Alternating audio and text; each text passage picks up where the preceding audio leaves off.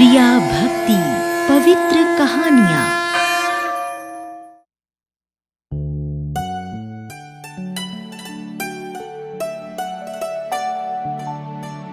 ये कहानी है बिल्लू मछुआरे की। बिल्लू काफी गरीब आदमी था। उसके परिवार में उसकी पत्नी श्यामा और 10 साल की बेटी मुन्नी थी।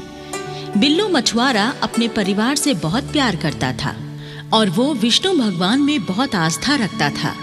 बिल्लू का ज्यादातर समय विष्णु जी की पूजा अर्चना करने में ही गुजरता था। ओम जय जगदीश हरे, स्वामी जय जगदीश हरे। भक्त जनों के संकट पल में दूर करे। ओम जय जगदीश हरे। गांव के बाहर कई कृत्रिम तालाब बने हुए थे जिनमें मछली पालन होता था। ये सारे तालाब सुदेश ठेकेदार के थे। बिल्लू ठेकेदार के तालाबों से मछली पकड़ने का काम करता था और बदले में ठेकेदार बिल्लू को 50 रुपए मजदूरी के दिया करता था। ये ले बिल्लू, तेरी आज की मजूरी के 50 रुपए रख ले। ठेकेदार जी, मछलियां पकड़ने में मैं जितनी मेहनत करता हूँ उस हिसाब से 50 रुपए कम है। आप मेरी मजूरी बढ़ा दो ना। अरे बिल्लू, मछलियों के व्यापार में खर्चा ज्यादा और मुनाफा बहुत कम है। अरे कैसे बढ़ाऊं तेरी मजूरी है?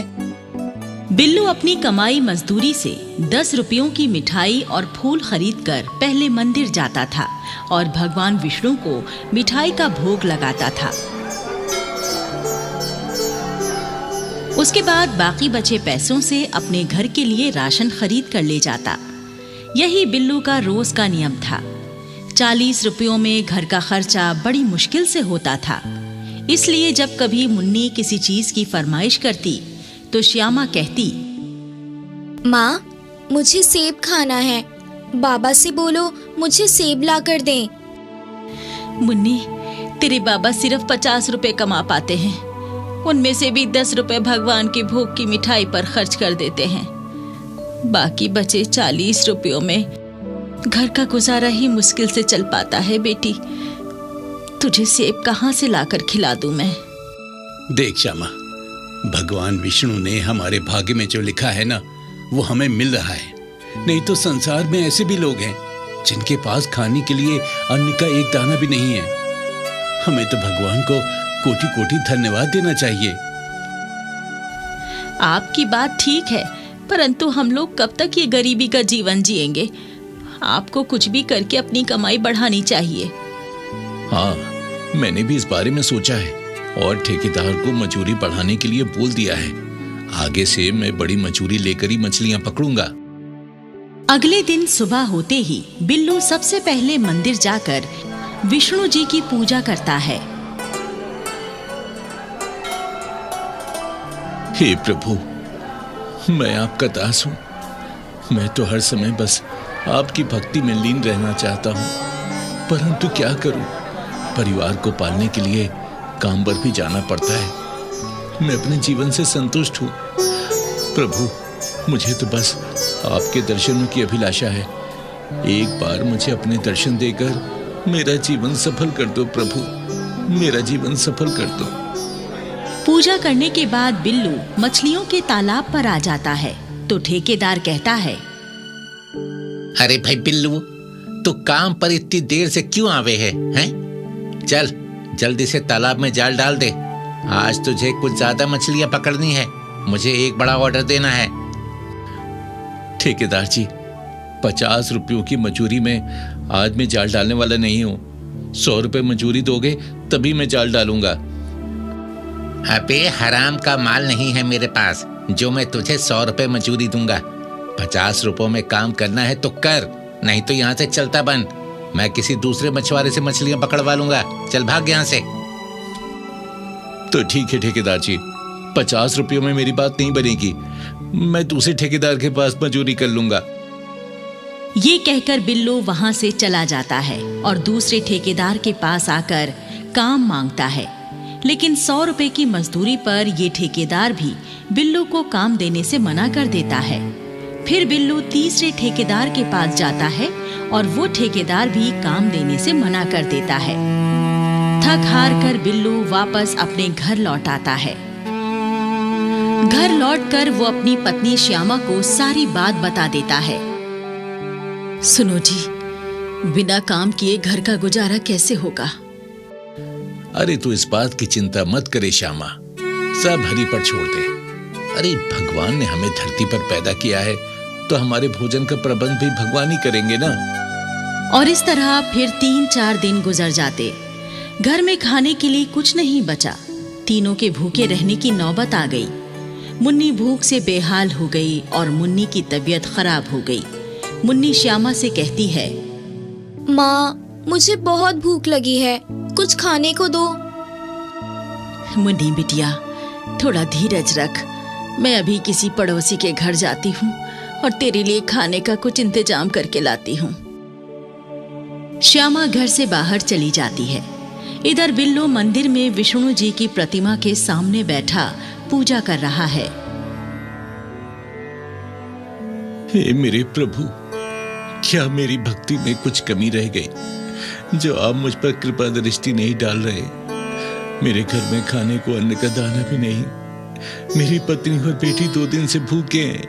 मुझ पर दया करो प्रभु, मेरे लिए काम का प्रबंध करवा दो प्रभु।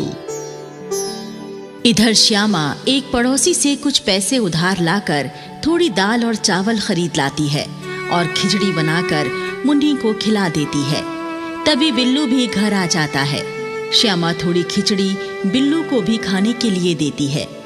बिल्लू जैसे ही खिचड़ी खाने लगता है, तभी घर के बाहर एक गरीब बूढ़ा आकर आवाज देता है,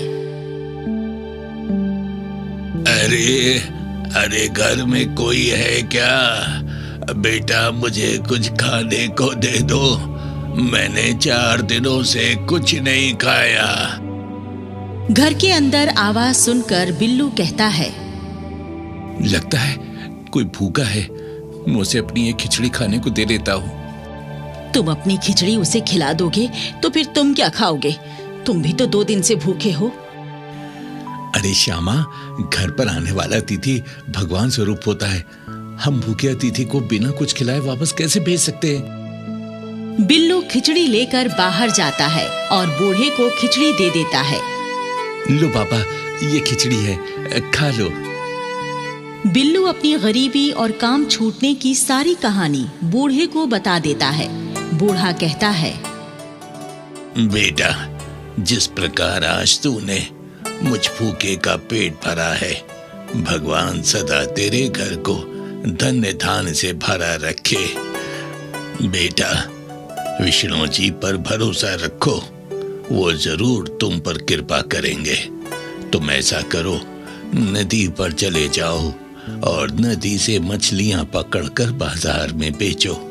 भगवान की कृपा से तुम्हारी रोजी रोटी का अच्छा प्रबंध तो हो ही जाएगा। ये कहकर बूढ़ा वहां से चला जाता है। इधर बैकुंठ में माँ लक्ष्मी जी विष्णु जी से कहती हैं, प्रभु, ये दरिद्र मछुआरा तो आपका परम भक्त है, फिर ये इतने कष्ट में क्यों है? आप इस भक्त का कष्ट क्यों नहीं हरते?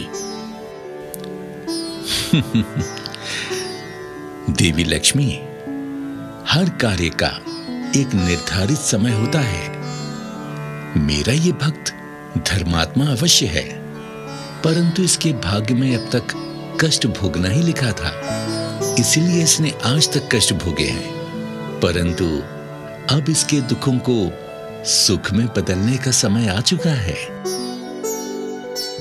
बिल्लू अपना छोटा जाल लेकर नदी पर आ जाता है और नदी में जाल डालता है, परंतु जाल में एक भी मछली नहीं फंसती। बिल्लू बार बार नदी में जाल डालता है, लेकिन हर बार खाली जाल ही बाहर आता है। फिर बिल्लू थक हार कर बैठ जाता है और सोचने लगता है, लगता है मेरे भाग्य में आज भी भूखा रहने ही लिखा है। तभी तो कई बार जाल डालने पर भी एक भी मछली नहीं फंसी। कोई बात नहीं, जैसी हरि की इच्छा। थोड़ी देर सुस्ताने के बाद बिल्लू फिर से नदी में जाल डालता है और इस बार एक बहुत बड़ी मछली जाल में फंस जाती है। मछली पाकर बिल्लू बहुत खुश होता है। अरे वाह, भगवान की कृपा से बड़ी मूल्यवान मछली मेरे जाल में फंसी है। इसे बेचकर तो मेरे घर में 10 दिन का राशन आ जाएगा। हाँ। तभी वो मछली मनुष्यों की भाषा में बिल्लू से कहती है, मुझ पर दया करो मछुआरे, नदी के अंदर मुझे वापस छोड़ दो। मैं गर्भवती हूँ। जो तू मेरा पैदा होने वाले बच्चे पर दया करेगा तो भगवान जी तुझ पर दया करेंगे। गर्भवती मछली की गुहार सुनकर बिल्लू को मछली पर दया आ जाती है। ओह, अच्छा, मैं इतना दुष्ट मछुआरा नहीं हूँ जो अपनी गरज के लिए एक गर्भवती मछली के साथ अन्याय करूंगा। रुक जा, मैं अभी तुझे छोड़ देता हूँ। और बिल्लू मछली को वापस पानी में छोड़ देता है। तभी वहां चमत्कार हो जाता है। मछली गायब हो जाती है और भगवान विष्णु वहां प्रकट हो जाते हैं। अपने सामने अपने आराध्य देव को देखकर बिल्लू भक्ति भाव से हाथ जोड़ देता है। विष्णु जी कहते हैं, हे मेरे परम भक्त, मैं तुम्हारी सच्ची भक्ति और तुम्हारे दया भाव से अति प्रसन्न हूं। तुम पुण्य आत्मा हो, भगवान के बनाए भाग्य पर विश्वास रखते हो, स्वतः सहकर दूसरों की मदद करते हो। इसीलिए आज मैं तुम्हारी मदद अवश्य करूंगा। विष्णु जी बिल्लू को एक सोने की बनी हुई बड़ी सी मछली देकर कहते हैं, हे दयावान मछुआरे, ये स्वर्ण मछली तुम्हारी उदारता का इनाम है। तुम इसे बेचकर धनवान हो जाओगे और तुम पर मेरा आशीर्वाद सदैव बना रहेगा। मेरी भक्ति करने के फलस्वरूप मरने के पश्चात तुम्हें स्वर्ग में उचित स्थान प्राप्त होगा। सदैव सुखी रहो। आशीर्वाद देकर विष्णु जी अंतर ध्यान हो जाते हैं। बिल्लू मछुआरा सोने की मछली को बेचकर काफी धनवान हो जाता है और कई सारे मछली के तालाब खरीदकर अपना खुद का मछली का व्यापार शुरू कर देता है। बिल्लू एक सुंदर सा घर भी बनवा लेता है और अपनी पत्नी और बेटी के साथ अपने घर में ठाठ से रहने लगता है।